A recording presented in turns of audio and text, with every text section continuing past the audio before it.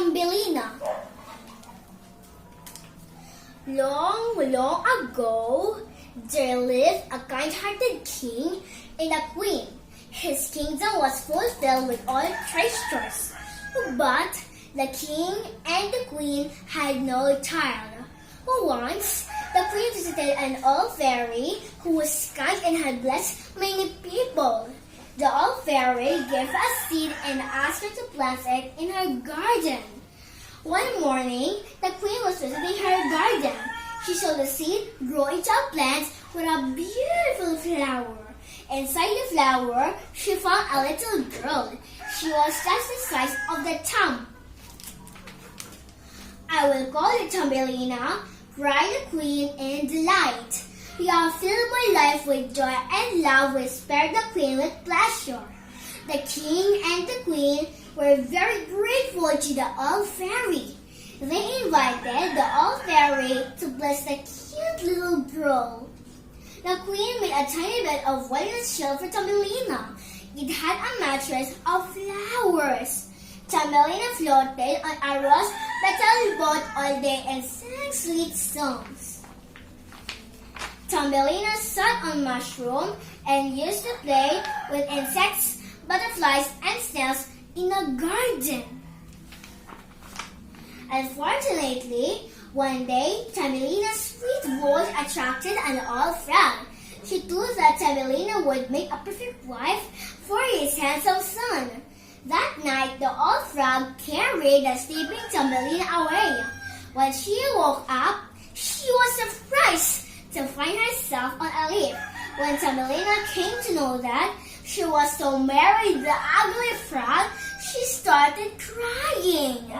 The fish of the pond cut the leaf stem. Thumbelina's friend Butterfly pulled the leaf to a far-off place. Now, Thumbelina was free. She roamed in the forest alone. Finally, she made a new home for herself. She wove a beautiful hammock of straw. She played around in the woods and ate fruits and berries and drank dew. She found new insect friends. She enjoyed a warm sun. But winter was coming and food was getting scarce. It was getting cold too. The snow began to fall. Thumbelina was hungry and shivering. She was covering herself with fallen leaves. Fortunately, a little mouse saw her lying on the snow. "Oh no, is there a child?" asked Kate. "I live in a forest. I am searching a warm place to spend the winter," said Thumbelina. "Why don't you go with me?" Mr. Mouse insisted Thumbelina to live with him. "You can look after my household works," he added. Thumbelina was now safe for winter. She happily shared Mr. Mouse's cottage. Thumbelina cooked food and cleaned the cottage. Soon it was Christmas. Mr. Mouse invited a special guest for Christmas. His friendly neighbor, Mr. Mole. Mr. Mole visited Mr. Mouse's cottage. First, he had tea and biscuits. Then Mr. Mouse introduced Thumbelina to Mr. Mole. He liked Thumbelina very much.